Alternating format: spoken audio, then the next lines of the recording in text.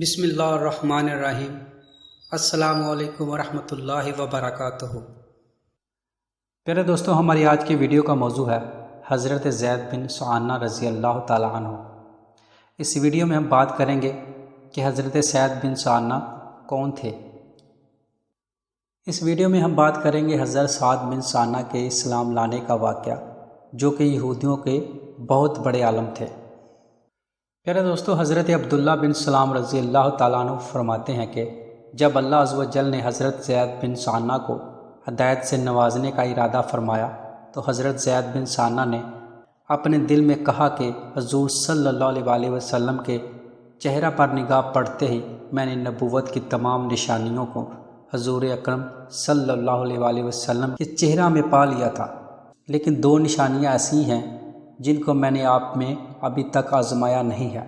ایک تو یہ کہ نبی کی بردباری اس کے جلد غصے میں آ جانے پر غالب ہوتی ہے، دوسری یہ کہ نبی کے ساتھ جتنا زیادہ نادانی کا معاملہ کیا جائے اس کی بردباری اتنی بڑھتی جائے گی۔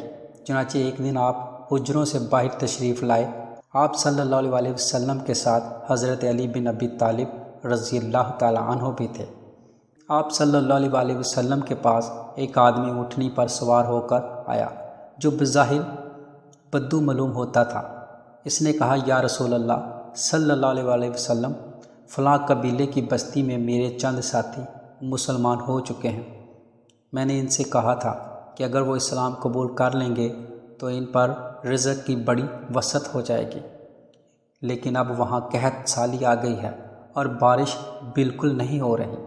یا رسول اللہ صلی اللہ علیہ وسلم، مجھے اس بات کا خطرہ ہے کہ جیسے لالچ میں آ کر اسلام میں داخل ہوئے، اسی طرح لالچ میں آ کر کہیں وہ اسلام سے نکل نہ جائیں۔ اگر آپ مناسب سمجھیں تو ان کی مدد کے لیے کچھ بھیج دیں۔ آپ صلی اللہ علیہ وسلم کے پہلو میں جو آدمی تھا، آپ نے اس کی طرف دیکھا۔ میرا خیال یہ ہے کہ وہ حضرت علی رضی اللہ تعالیٰ عنہ تھے۔ تو اس آدمی نے کہا، یا رسول اللہ صلی اللہ علیہ وسلم، اس مال میں سے تو کچھ نہیں بچا۔ حضرت زید بن ثعانہ فرماتے ہیں کہ میں نے آپ کے قریب جا کر کہا، اے محمد صلی اللہ علیہ وسلم، اگر آپ چاہیں تو میں پیسے آپ کو بھی دے دیتا ہوں، اس کے بدلے میں آپ فلاں قبیلے کے باغ کی اتنی کھجوریں مجھے فلاں وقت تک دے دیں۔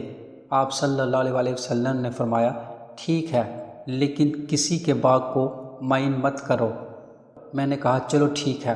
چنانچہ آپ صلی اللہ علیہ وسلم نے مجھ سے یہ سودا کر لیا۔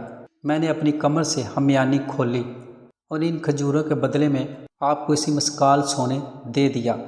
آپ نے وہ سارا سونا اس آدمی کو دے دیا اور اس سے فرمایا، یہ ان کی امداد کے لیے لے جاؤ اور ان میں برابر تقسیم کر دینا۔ حضرت زید بن ثعانہ فرماتے ہیں کہ مقررہ میعاد میں ابھی 2 دن باقی تھے کہ حضور صلی اللہ علیہ وسلم باہر تشریف لائے اور آپ صلی اللہ علیہ وسلم کے ساتھ حضرت ابو بکر رضی اللہ تعالیٰ عنہ، حضرت عمر اور حضرت عثمان غنی رضی اللہ تعالیٰ عنہ اور چند صحابہ بھی تھے۔ جب آپ نماز پڑھا چکے اور ایک دیوار کے قریب بیٹھنے کے لیے تشریف لے گئے تو میں نے آگے بڑھ کر آپ کا گریبان پکڑ لیا اور غصے والے چہرے سے میں نے آپ کی طرف دیکھا اور میں نے آپ سے کہا، اوے محمد، آپ میرا حق کیوں ادا نہیں کرتے؟ اللہ کی قسم، تم اولاد عبد المطلب نے تو ٹال مٹول کرنا ہی سیکھا ہے اور اب ساتھ رہ کر بھی یہی نظر آیا ہے۔ اتنے میں میری نظر حضرت عمر فاروق رضی اللہ تعالیٰ عنہ پر پڑی تو غصے کے مارے ان کی دونوں آنکھیں گول آسمان کی طرح گھوم رہی تھی۔ انہوں نے مجھے گور کر دیکھا اور کہا، اے اللہ کے دشمن، تو اللہ کے رسول کو وہ باتیں کہہ رہا ہے جو میں سن رہا ہوں اور ان کے ساتھ وہ سلوک کر رہا ہے جو میں دیکھ رہا ہوں۔ اگر آپ کی مجلس کے آداب کا لحاظ نہ ہوتا تو میں اپنی تلوار سے ابھی تیری گردن اڑا دیتا۔ اور حضور صلی اللہ علیہ وسلم مجھے بڑے سکون اور اطمینان سے دیکھ رہے تھے۔ آپ صلی اللہ علیہ وسلم نے فرمایا، اے عمر، مجھے اور اسے کسی اور چیز کی ضرورت تھی، مجھے تو تم اچھی طرح اور جلدی ادا کرنے کو کہتے اور اسے ذرا سلیقے سے مطالبہ کرنے کو کہتے۔ اے عمر، انہیں لے جاؤ اور جتنا ان کا حق بنتا ہے وہ بھی ان کو دو، اور جو تم نے ان کو دمکایا ہے اس کے بدلے میں ان کو 20 سا کھجور اور دو۔ حضرت زید فرماتے ہیں کہ حضرت عمر رضی اللہ تعالیٰ عنہ مجھے لے گئے اور جتنی میری کھجوریں تھیں وہ بھی مجھے دیں اور 20 سا کھجوریں مزید بھی دیں۔ میں نے کہا یہ زیادہ کھجوریں کیوں دے رہے ہو؟ حضرت عمر رضی اللہ تعالیٰ عنہ نے کہا کہ مجھے حضور صلی اللہ علیہ وسلم نے فرمایا تھا کہ میں نے جو تم کو دمکایا ہے اس کے بدلے میں تم کو مزید کھجوریں بھی دوں۔ میں نے کہا اے عمر کیا تم مجھے جانتے ہو؟ حضرت عمر نے کہا نہیں۔ میں نے کہا میں زید بن ثانہ ہوں۔ حضرت عمر نے کہا وہ یہودیوں کے بڑے عالم؟ میں نے کہا ہاں وہی۔ تو حضرت عمر رضی اللہ تعالیٰ عنہ نے کہا اتنے بڑے عالم ہو کر تم نے اللہ کے رسول کے ساتھ ایسا سلوک کیوں کیا اور ان کو ایسی باتیں کیوں کہیں؟ میں نے کہا اے عمر حضور صلی اللہ علیہ وسلم کے چہرے پر نگاہ پڑتے ہی میں نے نبوت کی تمام نشانیوں کو دیکھ لیا تھا، لیکن 2 نشانیاں ایسی تھیں جن کو میں نے آپ میں ابھی تک آزمایا نہیں تھا۔ ایک یہ کہ نبی کی بردباری اس کے جلد غصے میں آ جانے پر غالب ہوتی ہے، دوسری یہ کہ نبی کے ساتھ جتنا نادانی کا معاملہ کیا جائے اس کی بردباری اتنی بڑھتی جائے گی، اور اب میں نے ان دونوں باتوں کو بھی آزما لیا ہے۔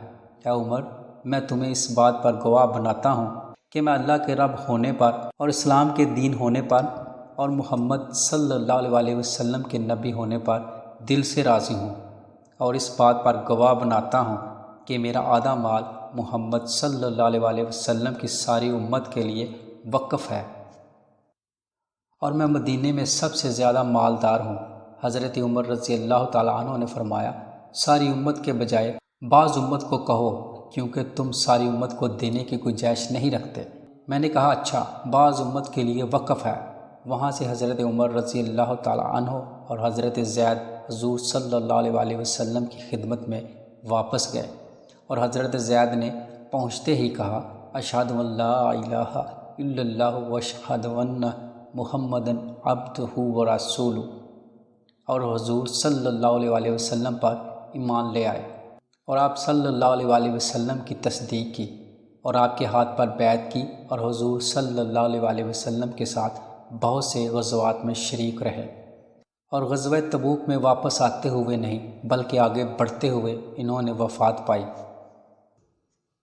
اللہ تعالیٰ حضرت زید پر اپنی رحمتوں کا نزول فرمائے، آمین ثم آمین۔ پیارے دوستو یہ تھی ہماری آج کی ویڈیو، اور میں امید کرتا ہوں کہ آپ کو ہماری یہ آج کی ویڈیو پسند آئی ہوگی۔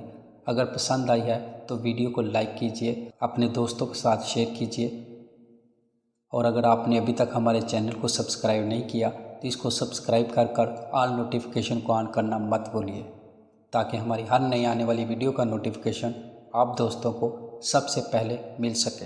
تو ملتے ہیں ایک نئی تحقیقی اور تاریخی ویڈیو میں، تب تک کے لیے السلام علیکم ورحمۃ اللہ۔